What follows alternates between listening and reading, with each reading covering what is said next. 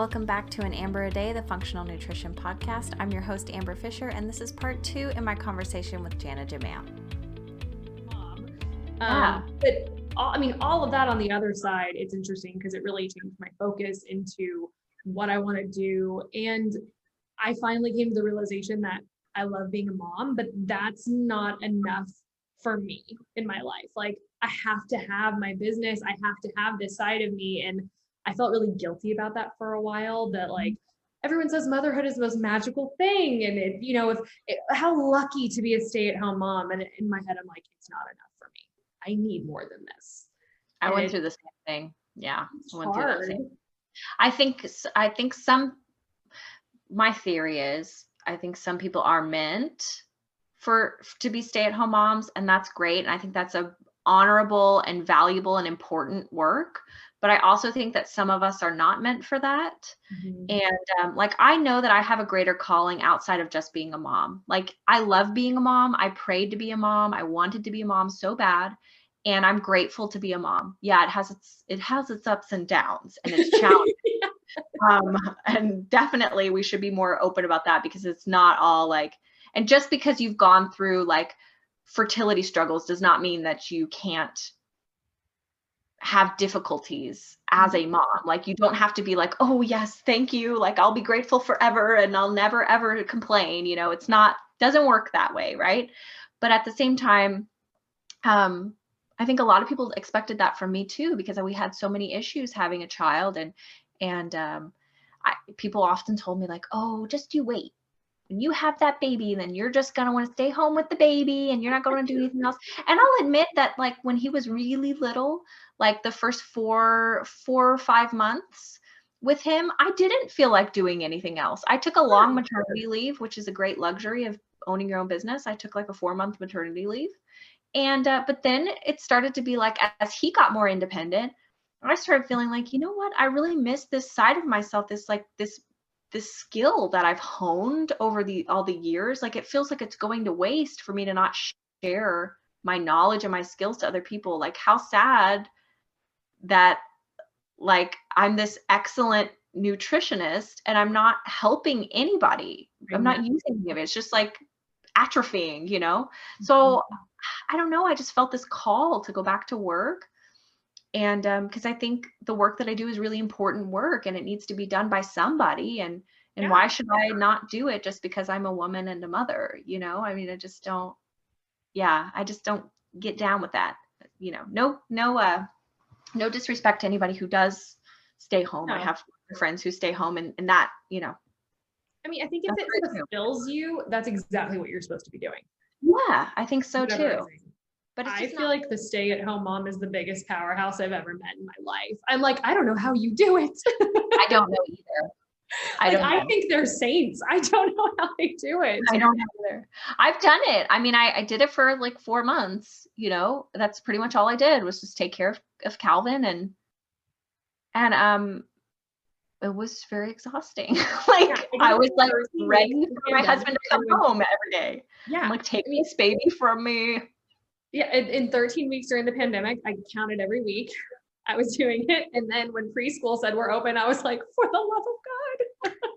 It doesn't change how much I love him. It's just sometimes a little bit of separation is good for everybody. Like, it's good for the baby to have some time away, because it teaches, they get like social skills. It teaches them, that you're going to come back, and like that they don't have to be attached.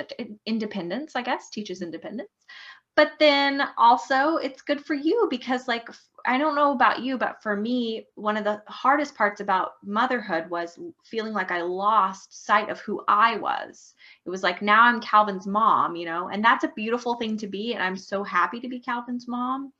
But also, like, I'm still Amber Fisher. Like, I still, like, there's a huge side of me that isn't connected to being a mom at all. Like, there's an independent piece of me that, like, still likes to go places by myself and do like, whenever I go to like the store by myself, I'm like, this is so weird. Like, I don't have to think about a baby right now. Like, and it's nice. It's nice to get a little bit of space. And I don't know if this happened to you. I'm sure, and I don't know if it happened for sure, but I don't know if it affected you. I had a hard time going from I'm Jana to I'm only Tristan's mom. We're out walking in the neighborhood. Hey, what's your son's name? Okay, bye. Yep. Like, I don't exist. It's just my kid. That happened everywhere I went. I'm like, I do not the only existence I have is he's attached to me. And that killed me. I'm like, I'm a human being. Hello. I know. I struggle with that too, because my, God love him, but my son is so cute. And so people are just like, oh, look at the baby. Even my own like family. It's like, I walk in to go see my family and everyone's like, oh, there's the baby. I'm like, oh, hey, here I am too. Like, yes. I'm a person. Yes. I would have family members ring the doorbell. I would open the door. They would walk past me and not say hello and say, where is Tristan? And I'm like, hello, welcome to my home. Hello. I don't exist. Thank you. I know. Same thing. I mean, and I just take comfort in the fact that I feel like hopefully that will be something that won't last forever, but who knows? But it is hard. It is really, really hard. And I think that started to happen to me during pregnancy too. It was like, all of a sudden you just lose this whole, people just don't pay attention to you anymore. It's like, the baby is like almost like the gatekeeper to you, I guess, too. Yes. And it's like a baby, everybody likes a baby. So they feel uncomfortable talking to another adult, but like they'll talk to your baby instead of to you. But it just ends up being this thing where you just feel kind of lonely and separated and like left out. And it can be really hard. Like like adjusting to being a mom really, it really is hard. There's a lot of things that I never thought about when I was going through infertility, because my main goal was always just to get pregnant. Like not even just to get it, right? Not even to have the baby. It was like literally to see a positive pregnancy test. Like I had never seen one before. And I was like, that was my goal. And so I think sometimes it reminds me too of like when Calvin was little. Every day I used to read that Mayo Clinic Guide to the First Year, and I'd read that and I'd stay up to date with all that stuff. And I never thought about like, well, what happens when this book ends and he's like not under a year anymore? Like I didn't prepare for like the toddler years at all or anything. Yeah. Same thing with pregnancy. I didn't prepare for the baby. I prepared for the pregnancy. With infertility, I was preparing for the pregnancy test and not the baby. It's like I didn't think ahead. So I think a lot of times, and there are a lot of people who deal with infertility that listen to this podcast, and it's very tempting to kind of like just focus on the infertility part and your role in that. But there's a lot that comes up after you've been through infertility when you are finally a mom. Yes. Just adjusting to that, and you can feel kind of guilty when you struggled with infertility because society tells you that you should just be grateful. Thrilled. Yeah. And, I was talking to Dr. Waddles. I was talking to her and she and I were talking about how even though like I'm a mom now, the trauma from fertility doesn't go away. Like babies don't solve trauma. And I think that is something all women should be told, because it does not go away. It lives with you. And there is nothing truer than that. Yeah.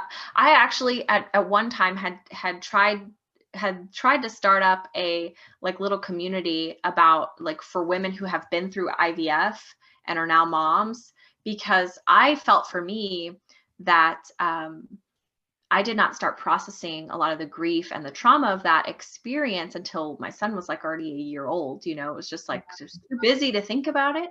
And now that he's older, it's like all this stuff is coming up. It's weird. You still identify as having infertility even after you have had a child. And one of the sad parts too is that the infertility community can be very kind of closed off to people who have kids. Yes. And you're kind of not welcome there anymore because they don't want to hear about how you have a kid now. But yet there's all this grief and trauma and pain attached to that experience that you still have to work through, even though now you have the child. And if anything, the child makes it harder to work through those things because you're distracted. Yes. you don't have time to think about it and grieve it. So When something that's interesting with our adoption situation is we've always wanted our whoever we had to have siblings. Well, Tristan is both a blessing and a curse because we got him so little, and that's such a blessing that we will be with him for his whole life. But the curse is most of the kids in foster care who are available are 9 years old. So we can't give him a sibling right now, and we would love to. But then we think about, okay, well, maybe we should go the infant adoption route. Well, that's a 2-year wait. So then he could be almost 5 by the time we brought home a sibling. Well, that's a big age gap for him too. Yeah. And so, I sit here and I'm like, God, I wish I could just get pregnant, because then he would have a sibling within the age range we would love. And so like those feelings don't go away because it's just like, and I know it will all work out however it happens, but it's just hard going, I want this for him and I can't give it to him. Yeah, today actually I was at the store and buying Calvin some clothes, and I saw a shirt and it said, "There's no buddy like a brother." And I got really sad because I'm gonna cry. Because I mean, I just recently, like, obviously had my entire ability to ever conceive another child removed. So yeah. I'm still processing that fact, and we're still deciding, is he an only child? Do we want to try to adopt and have a sibling? And we don't know. And I think it makes it really hard when you are faced with those decisions, because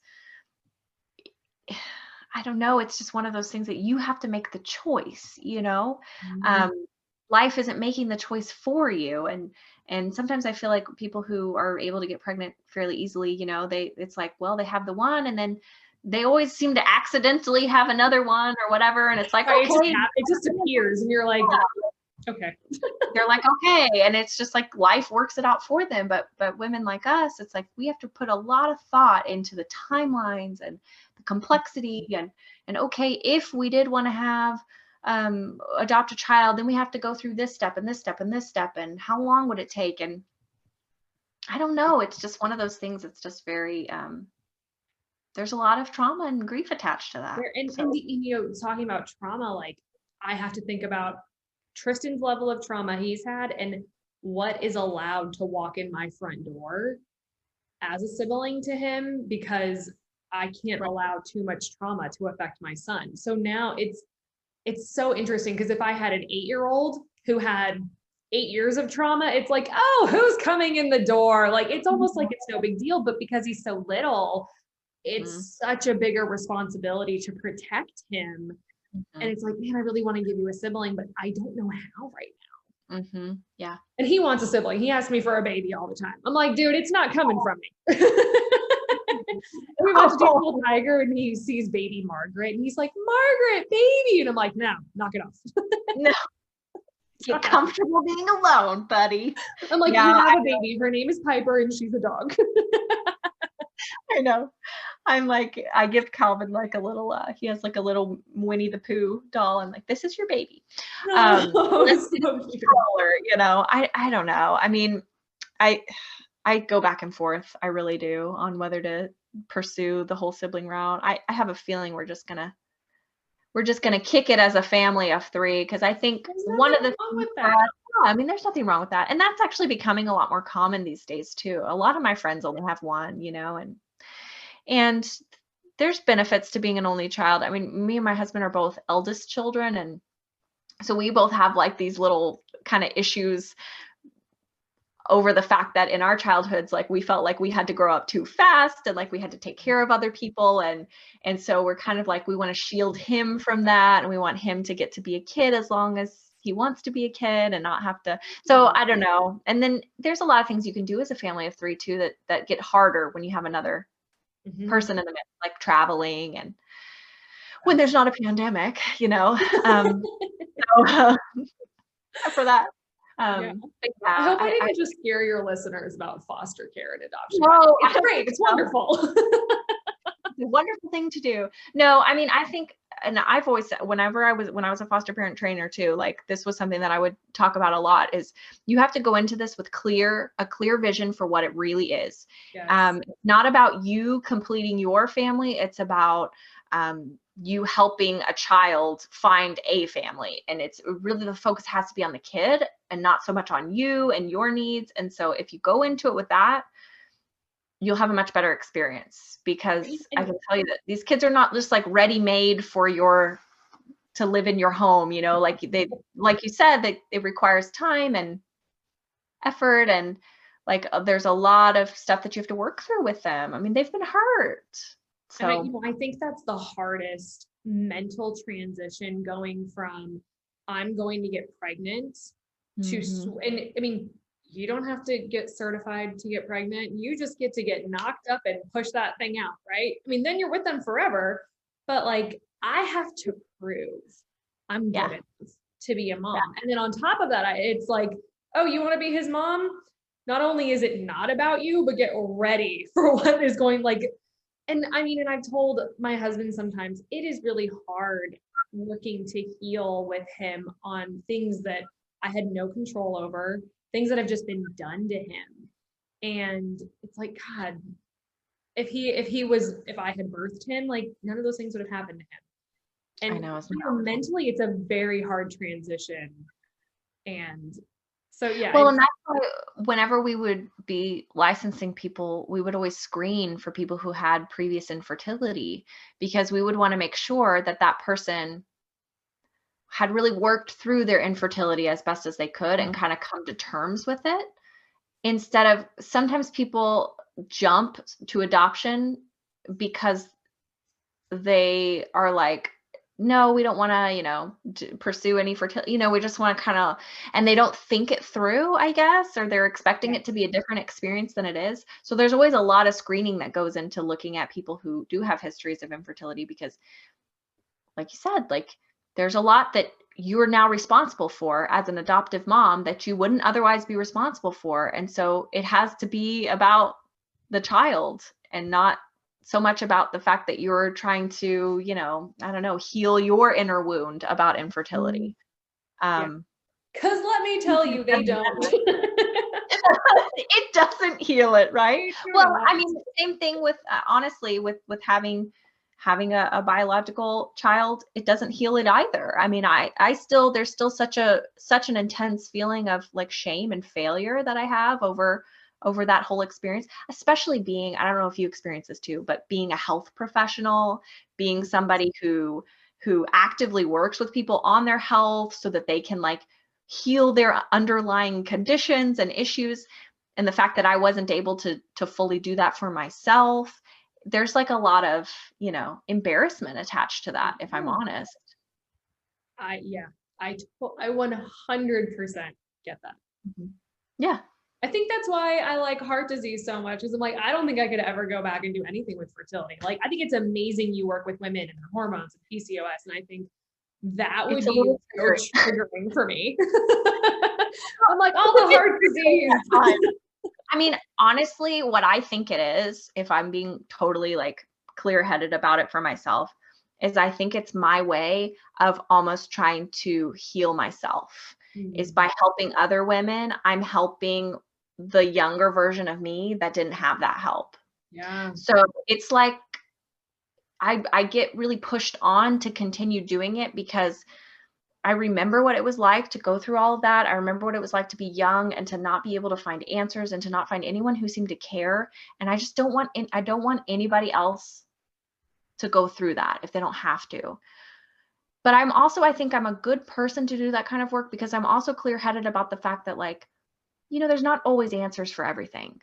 I'm not over here saying every single person who works with me is going to get pregnant naturally and all's going to be fine. You know, a lot of my clients do end up having to use IVF or fertility treatments, and sometimes it doesn't work out either, you know, but it's like, I can at least help you to set yourself up for success the best way you possibly can. And then life and chance do the rest, right? Like, there's just a lot we don't know. So yeah, I that's one thing that I would have appreciated back then, because I feel like There's a lot of people telling you there's nothing you can do. Nutrition plays no role, doesn't help. I had a doctor tell me that she's like, processed food has added vitamins, so it's actually really good for you. Yeah. Yeah, I'm not kidding. And then on the other end, you've got these kind of people who like clearly have never been through a day of like issues with like fertility in their life, but like they're providing fertility advice and they're like, just come to me. We'll totally reverse your fertility condition and you'll get pregnant naturally in 6 weeks or less. And I'm like, okay. There's something in the middle. Like we do live in a world where we are bombarded with environmental toxins and we're inheriting these, predispositions towards not detoxing well. And we're getting all this sugar in our environment and like all this stuff from the way we were raised. And there's just a lot of factors now that like people 50, 60 years ago didn't deal with. Yeah. So it makes sense that we have such a big fertility problem now, and it's only going to get worse. But anyway, that's my little diatribe about it. Yeah, it's triggering. I'll be honest. Like some days I'm like, I need to take a break. I actually make myself take breaks from it. Like every couple of months I take like a week off because I'm like, I just have to not think about ovulation for. Yeah. Oh my gosh. That's thinking about ovulating alone. Like I just thought about measuring my Menopur and yeah. Oh, if I never have to do that again. Oh, I know. I am glad that I'll never ever have to go through IVF again because that was, to be fair, like IVF was actually my favorite of all the fertility experiences that I had because I don't know anyone who says they have a favorite of any of them. Hey, I like to rank, but like I did Clomid, 4 rounds of Clomid. I did 6 rounds of Femara, letrozole.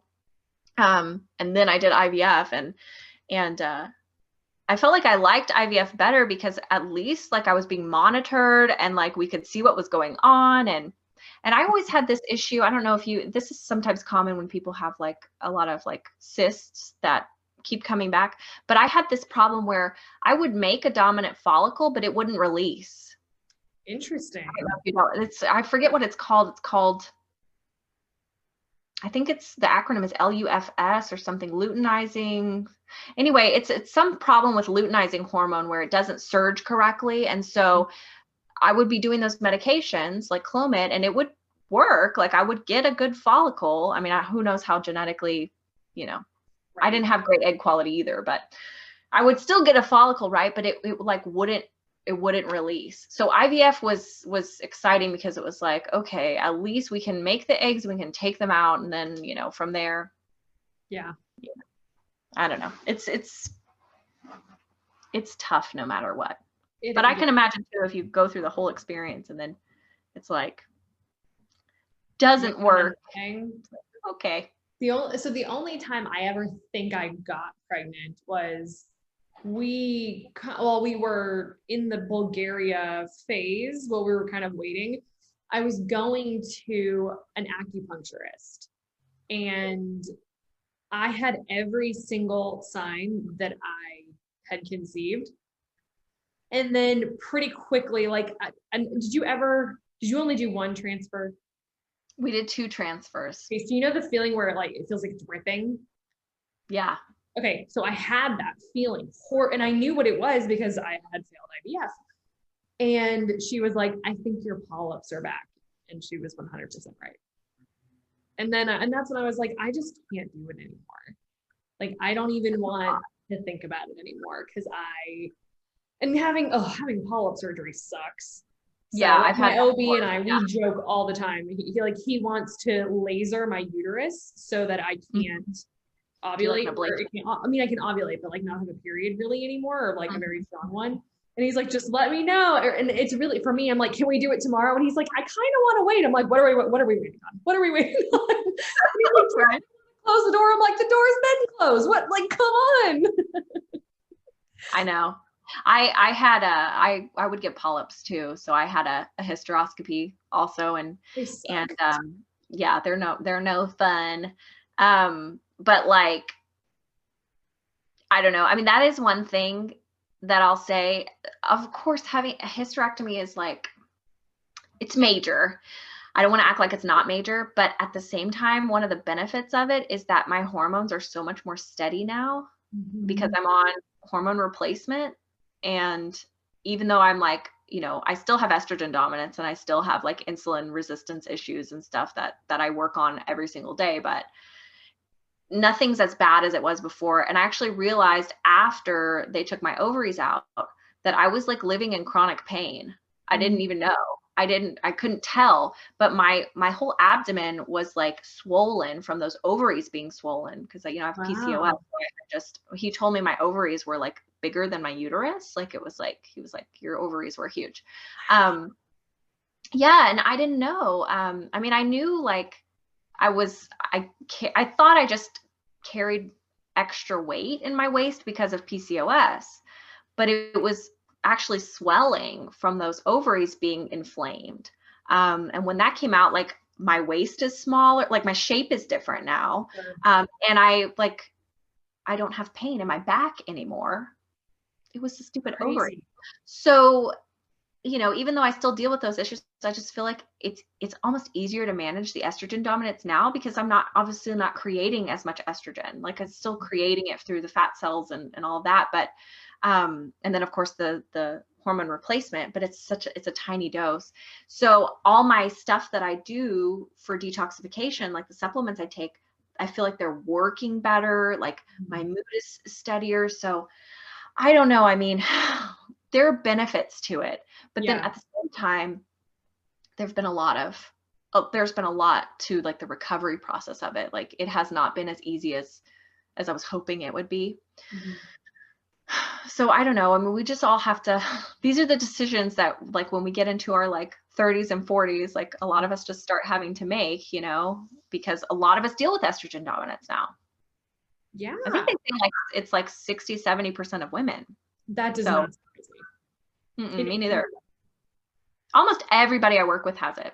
They don't know they have it, and it doesn't always come out on blood work, but they clearly do, Like I'm like DIM detox. Everyone goes on DIM detox. It's like, I don't know that product. It's a pure. I use DIM, but it made me have a period around the clock. So I was like, well, we're not doing this anymore. I cannot do this. I've heard that before. I know DIM is interesting. Some people have weird side effects with DIM, but anyway, I don't know. So good luck on your decision about that ablation. Thank you. I know. And my doctor, it's so funny. He will say things like, well, why don't we just put an IUD in use? Then you can have the progesterone going all the time and you don't have to worry about it. And I'm like, why would I put birth control in my body when I don't need to? Like, I'm not getting pregnant. Why would I've had so much crap inserted into me. I'm not doing it anymore. And I mentioned one time, I was like, I'm going to make my husband get a vasectomy just so he has to have a procedure like I've had to have. And he's like, no, it's no big deal. We'll give you an IUD. And I'm like, no, it is his turn. He's due. Like, I'm not doing it anymore. The best thing that I ever did was the 3 or 4 years that I was on cyclical progesterone therapy, and I would take bioidenticals every 15 days, kind of like what you're doing with the cream. Yeah. It was just, cyclical. And then that would like help me have a period and it would make me feel good. And that was the best thing because it was like, but yeah, no, I hated being on regular birth control. I never wanted to have an IUD. Like, everybody has to make a different decision about what's best for them with that stuff. But yeah, it was hormonal birth control does contribute to estrogen dominance too. So it's like, I don't know. Have you read the book, Your Brain on Birth Control? No, I haven't, but somebody has told me to read that. Is it good? Should I? So good. Okay. Because I feel like all women should read it before, either if they're on birth control or before they go on birth control, just so they're educated about their body. Right. Because I think there's we're giving birth control like it's candy. Yeah, we are, especially with PCOS and stuff. And it's like, I mean, that's such a tricky topic too, because like for me, one of the reasons that I developed endometrial cancer was because I wasn't taking anything. And so I had all this unopposed estrogen. And I didn't know that you could get, like, I didn't know that you could do cyclical progesterone therapy. Like, nobody told me about that. They told me either birth control or nothing, you know? Right. So I didn't know my options were. But it would have probably been better to be on birth control than to let it go completely unopposed, because obviously that didn't work out. But it's just like, I do feel like it's given out like it's no big deal. And if you have issues with it, oh, you're unusual, right? Like, that's unusual side effects. I'm like, no. We all experience this stuff. Like, yes. It's amazing. And it's so funny because I think as women, we're not really educated on like estrogen and the luteal phase or like the follicular phase and then the luteal phase of progesterone. Like, we don't understand that, like, if you take estrogen around the clock, your body's not really designed for that. If you take progesterone around the clock, your body's not really designed for that. And we're just not educated enough on our bodies. No, we're not. I mean, that's one of the things that I've been doing a lot on TikTok lately. And one of the things I'm trying to do on there is like just educate people about hormonal issues. And the lack of knowledge, like the ignorance surrounding those topics, is like incredible to me. Like, I cannot believe some of the stuff, and I don't blame those people at all, because it's not their fault that they weren't taught that. But it's just amazing to me that just this basic knowledge about how our menstrual cycles function, or what birth control does or doesn't do. You know, like the idea that birth control fixes your hormones, like how prevalent that is, and how many people's doctors have told them that. I know. It's craziness. I don't know. There's just so many things with all of that. But anyway, I know. That's where I struggle with. You can trust me because your doctor told you this, and that's clearly incorrect. Yeah, you know. I don't know about those doctors, and they may not trust me. I'm always struggling with that uphill battle of like, well, my doctor told me this, and you're telling me this, and like, they don't, you know. If the doctor says it, oh, well, he must not be wrong. I'm always having to remind people, like, doctors are just people. They're just people like you and I are people. Yes, they have gone through significant training and education. And yes, we should respect them. But also, it doesn't mean that we have to blindly agree with everything they say. And I do feel like in the medical world, there's this tendency for a lot of doctors, because they're supposed to be these all-knowing, all-powerful people. Like, that's how they're looked up to, right? And if they don't know the answer, their first response sometimes is just to say no. Instead of saying, I don't know, they say no. And especially with supplementation, I find this a lot. Like, if they haven't heard of a probiotic for this condition or that condition, their first response is, no, you shouldn't take it. No, you shouldn't take a probiotic. Like, that's that's pretty universally helpful. Like, I mean, okay, there's variations with it, and like, sure, some strains aren't right for some people and blah, blah, blah. But like, come on. Like, I've had doctors be like, no, you shouldn't be taking a probiotic. Really? Why? Why would you just tell somebody no without any further guidance on why? Because they don't know. They don't know the research on it. They don't know about nutrition. They don't. That's the thing that kills me the most. I did a cooking class with a winery, and everything I do is crazy high fiber when you're drinking. So it kind of helps with that situation. Sure. And there were two doctors in the audience when I was discussing that and explaining what it is and why. And they came up to me, they're like, what you said was total garbage. And I was like, I'm going to school you on what you don't know, because I'm not taking your crap. You paid to come to me. So guess what? You're in my office now. And I'm like, how many hours of training have you had? And they had like 15 hours. And I'm like, that's less than what you're supposed to have. What was it that you said? And what did they say with that? Well, I was talking about how like fiber does a great job of like slowing down digestion, and like eating more fiber ahead of like drinking alcohol. It can actually like be beneficial for your liver and other things, and just literally going along those lines. And then we were talking more about how like so I only do plant-based food mostly because I'm terrified of meat spoiling if I'm going to do a cooking class. I don't want anyone to get sick. Cause right. Like I live in Texas, you live in Texas. Like, I'm not going to transport meat in July. It's not a good idea. So but so I was kind of just talking about like what I do. And then, yeah, I was talking about the importance of fiber. And yeah, they tried to like come for me. And I'm like, no. Fiber. Yeah, on fiber. On fiber. Hey, fiber. I mean, that's old school. Like there's know behind fiber, like fiber and cholesterol, like fiber and aromatase, like fiber and yeah. Yeah, I'm like, well, what about digestion and all the things it does for like no, yeah. And I think they were just annoyed that a nutritionist was giving out any information at all. And I think they just felt threatened by that. Like, you shouldn't be giving information to people. Mm-hmm. And I'm like, no, you shouldn't be giving information to people. Yeah, obviously, if you don't know the importance of something so simple as fiber, like, okay. Yeah, or like, I mean, that's even worse than the ones who are like, okay, just take Metamucil. Oh my God, yes. That's a whole other thing. But yeah, to say that's not important at all, like, come on, man. Like that's or like I'm misinformed. And I'm like, no. Yeah, that gets to me. That's happened to me before with clients with gastroenterologists. And my theory on this is that gastroenterologists are very threatened by nutrition professionals because we get better outcomes with their patients. And, you know, we could potentially steal a lot of their clientele, like IBS. It's almost completely nutrition. Yes. I can't like IBS is almost something like I get braggy about IBS and how easily I can treat it. That's how it's so easy. It's like always food sensitivity and FODMAPs and, you know, and now some doctors are starting to be like, oh, you know, you should go on a low FODMAP diet.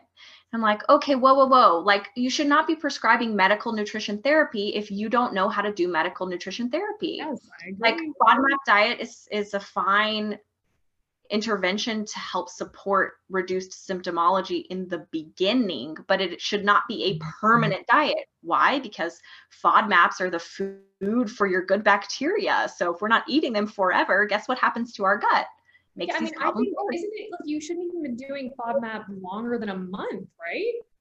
Well, personally, yeah, I always take a very therapeutic perspective with diet. And so I tend to start out restrictive to reduce symptoms and make people feel better, get their buy-in, and then we start slowly rebuilding. I've never, unless I had a very severe case, and I can think of one person, I usually don't keep people on FODMAPs, if I even do that, for more than a month or two max. Because it's not healthy long-term. It's the same thing with like the whole idea of like keto.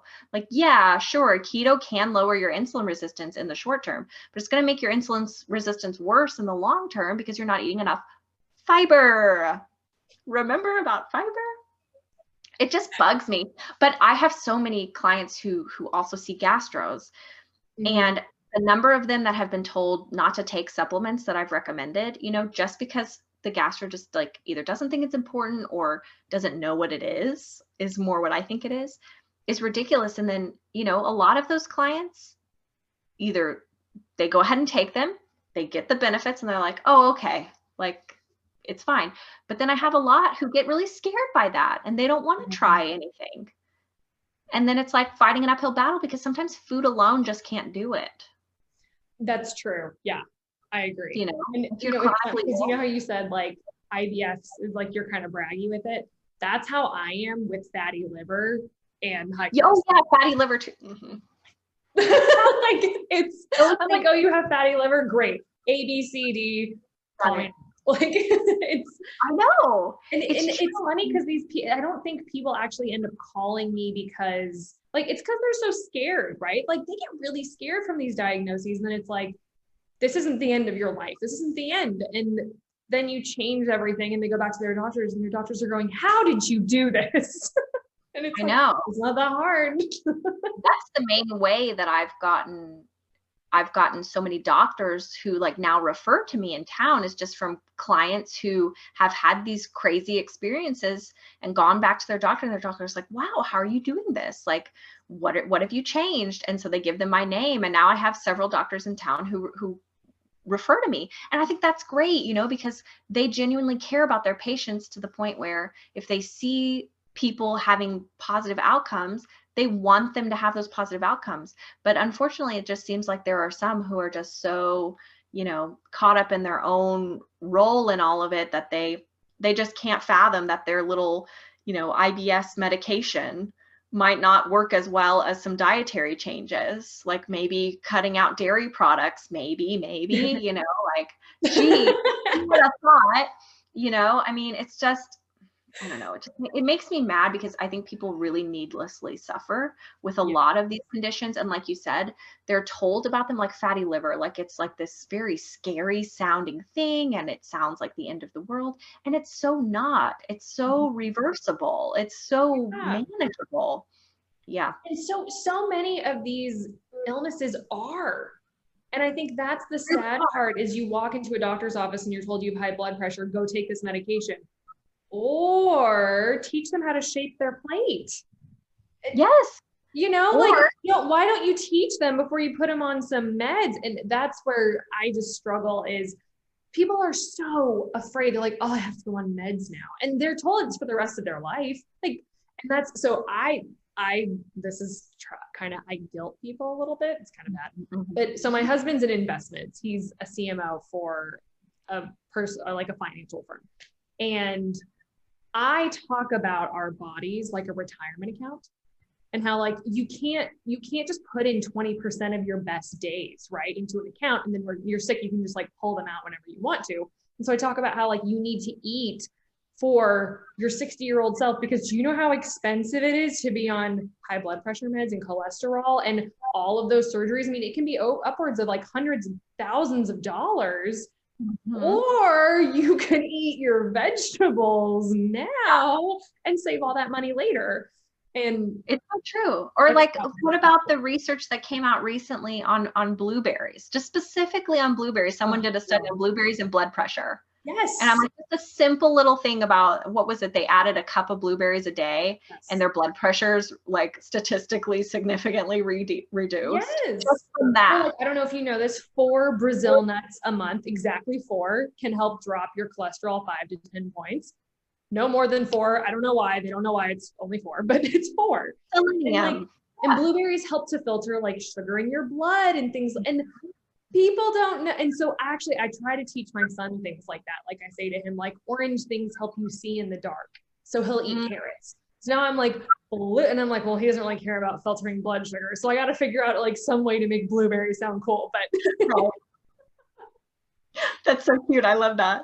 I know. And that's my struggle right now is trying, my son is like, you know, I don't know how he already is picky about vegetables and fruit, but he doesn't like really love them. So constantly offering them, constantly trying to get him to have them. And he loves bread, that little boy. Oh yeah. But you know, he doesn't though. I mean, let's be honest. Me too. I didn't eat so great while I was pregnant. I had some pretty bad food aversion. So it's probably why I ate a lot of Pop-Tarts, if I'm being honest. So, I don't know why. That was like the only thing that I wanted to eat the whole time was cherry Pop-Tarts, which are so disgusting. Like I would not eat them now, but that's so anyway. specific. Yeah, very specific craving, right? I'm like, okay, of all the things, like that would be the one, right? I used to eat them a lot when I was a kid, and so I noticed that stuff when I ate as a child, that I ate a lot as a child, came up, and those were my cravings. But anyway, that's a whole different subject. But no, this is I don't want to take up any more of your time because we've been talking for like this. It's been really great, and I would love to have you on the podcast again sometime. I feel like you and I could talk forever about. Yeah. And so let me do my little close up deal for everybody listening. If you want to hear more about Jana, I'm going to put all her information in the show notes here, how you can reach her. And are you taking clients right now? Or are you kind of taking a sort of kind of maybe? And we'll see. Cause I'm in a little bit of a transition phase. Yeah, she's working on that PhD. So, Yes. so anyway, but if you want to reach out to her about that, I will put the information below. If you have not heard, I have started a new private community for people with PCOS. If that is you, I'm going to leave some information below, but it's a great opportunity to get a little bit more guidance and support and just mostly understanding about your condition, kind of like we were talking about today. Like, we want you to be educated. So I'm going to have the information for that below. And if you have questions for the podcast, you can email anamberadaypodcast@gmail.com, and we'd be happy to answer your questions on here. But yeah, thank you so much for sitting and talking with me today. It was an awesome conversation. No, I loved it. Thank you so much for having me on. Okay. Have a good day, everyone. Bye.